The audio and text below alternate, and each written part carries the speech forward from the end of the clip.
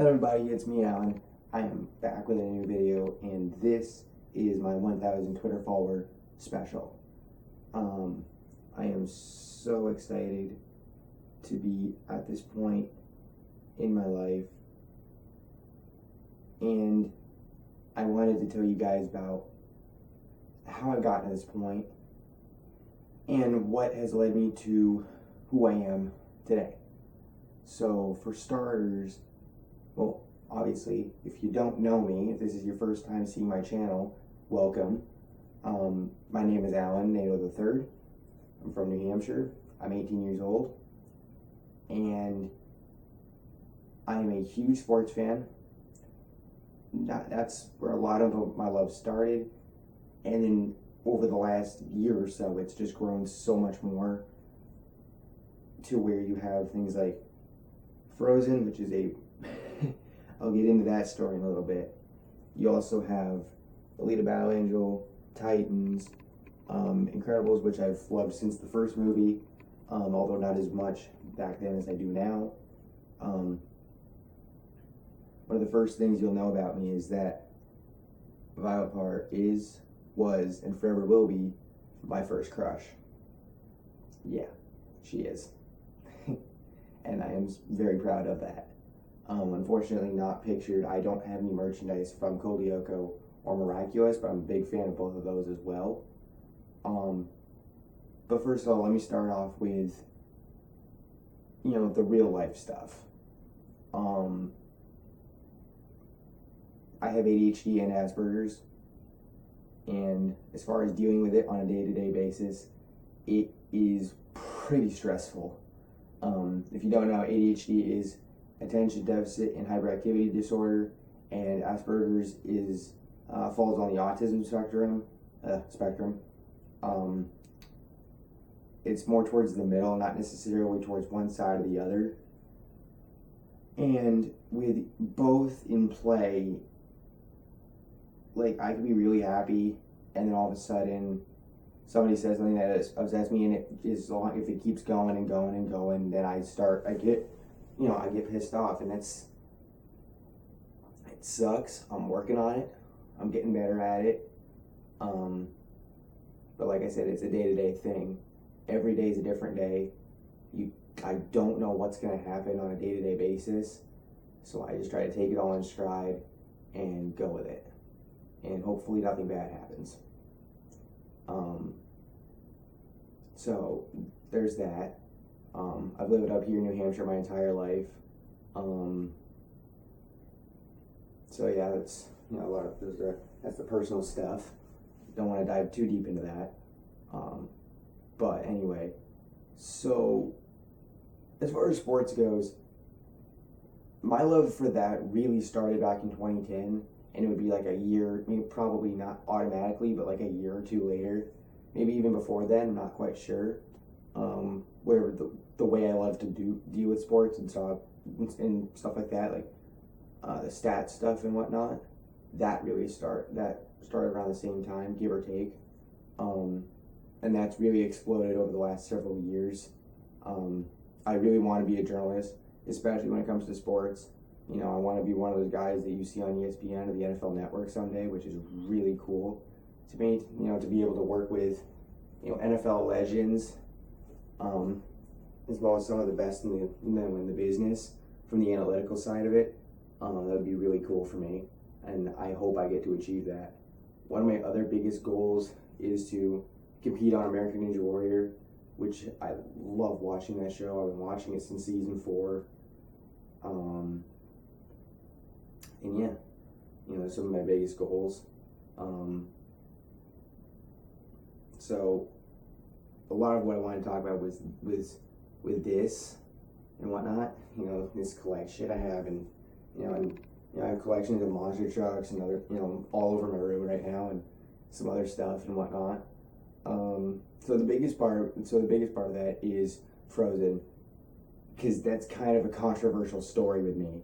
All right, so when the first movie came out in 2013, I kind of liked it.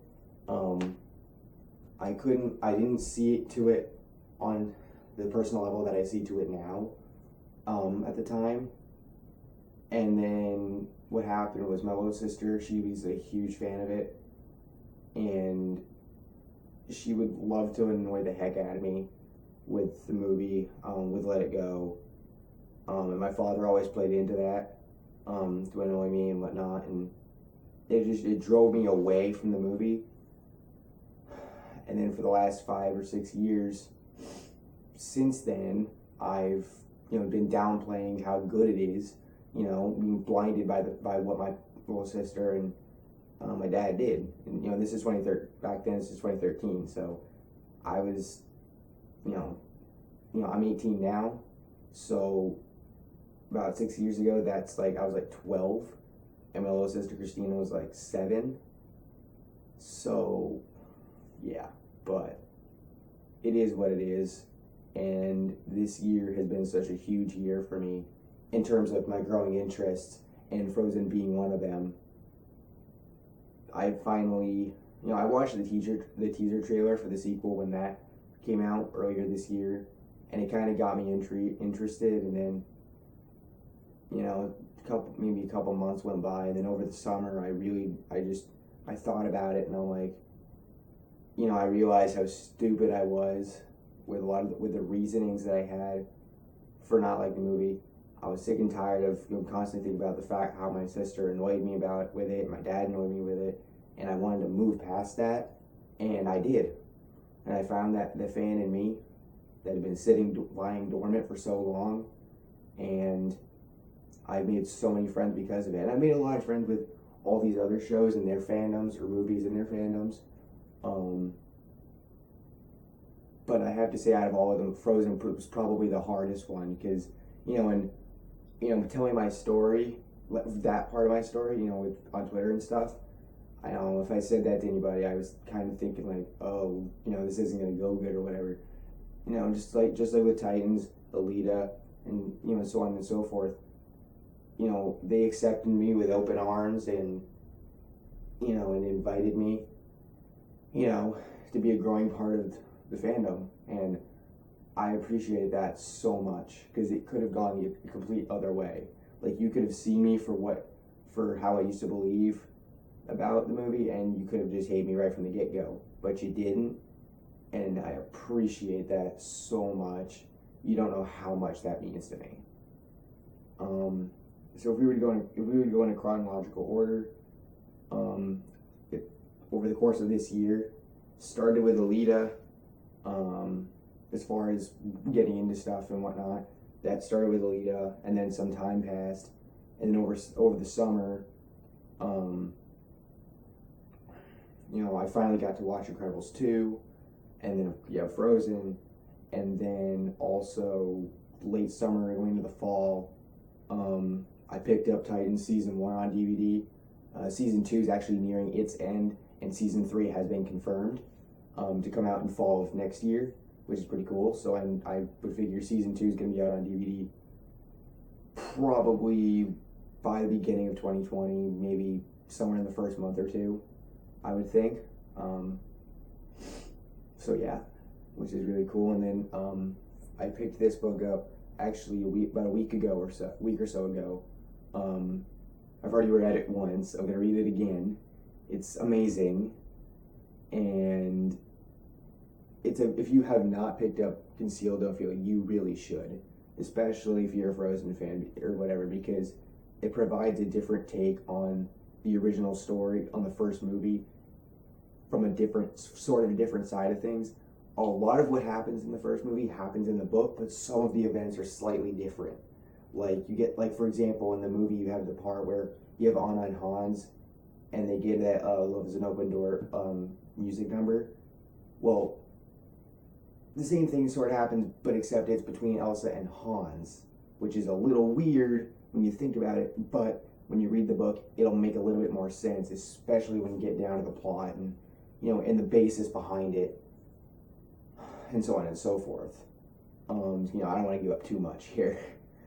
So yeah, and just for having it now being over 18 years, just over 18 years old, and how far I've come and whatnot, even with all the struggles I have, and this is why I resonate with characters like these, with Elsa, Anna, Violet, Alita, Rachel, otherwise known as Raven, of course, and some others, is that they all go through some sort of struggle in their life.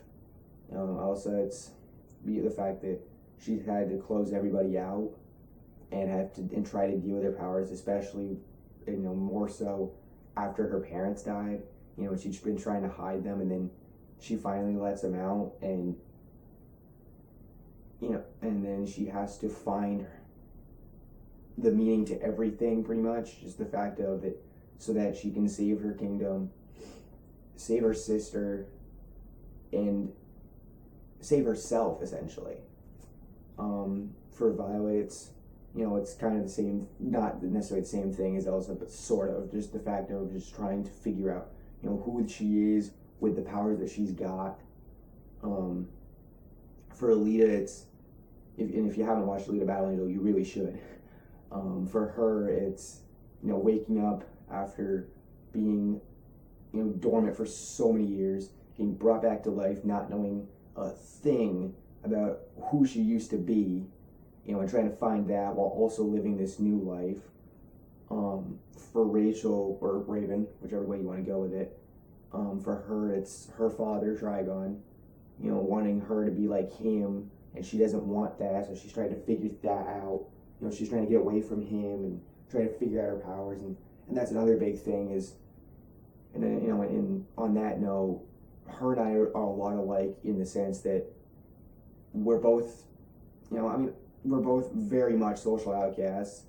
We don't necessarily, we're not necessarily seen around a lot of people at one given time, and the fact is that we both don't have the greatest relationship with our fathers. My father and I mean, he's here and whatever, but just, that's another story for another day. But to say the least, he and I don't have the greatest relationship. We have one, but I would have liked it to be, or I would like it to be a bit better. But, yeah. So, yeah, and like I said, being on Twitter for now over 3 years, and if you remember back at the beginning of October, right before my 18th birthday, I almost lost my account entirely. So if you were there for that, so if you saw that, props to you for sticking around, and props to you for coming back. And thank you to all the new friends I've made, and just to be at almost 1,000 followers at this point, it's like, as we go into 2020, it's mind-boggling to think about, considering how far I've come. But I am so happy that I am here where I'm at right now. The fact that I am almost at 1,000 followers, and then, I just want to keep it going. I want to keep making friends, keep moving on myself up, and I'm not going to forget you guys. You guys have been there for me when I needed you. I've been there for you guys when you've needed somebody. You guys mean so much to me.